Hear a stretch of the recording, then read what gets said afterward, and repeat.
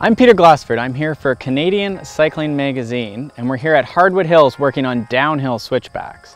Downhill switchbacks can be very scary and intimidating. We don't want to flip over or endo while we're turning our bars, but then also braking and going downhill. So it does take a bit of practice. So start with easier ones, maybe even in a grassy field where you can practice braking into corners, letting off the brakes and going through.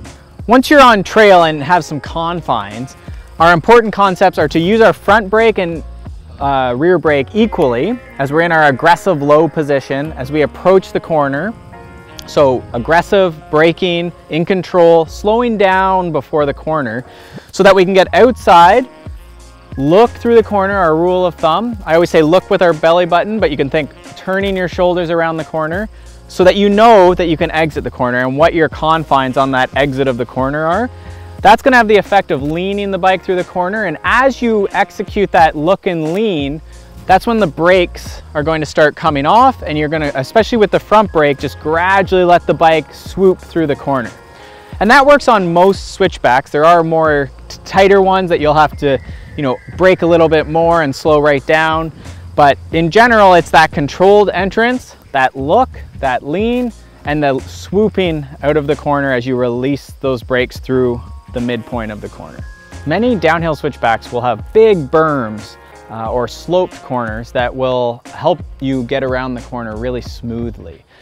For most downhills, we're going to have level pedals in our attack or ready position. So you can usually maintain that level or close to level pedal position to help you get down the downhill smoothly and maintain position. Many of today's bikes also have a dropper post that we can drop before we go onto the downhill, and that will also help with that angulation of the bike and the leaning of the bike through that corner. If you're still having trouble with downhill switchbacks, make sure that you're entering under control using both brakes.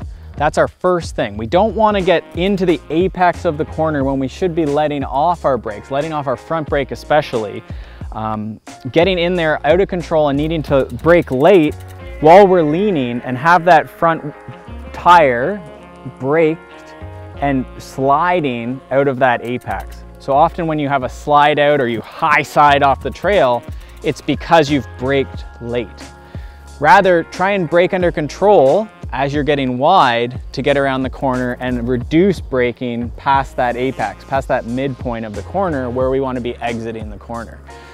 The other concept with switchbacks is there's often a lot more trail outside of, so if I'm on the wear line, I could actually be well up here entering high so that we're on that really outside angle that lets us sort of come through, hit the apex while we're leaning, and then again exit on that wear line, smoothly exiting the corner and avoiding that late braking.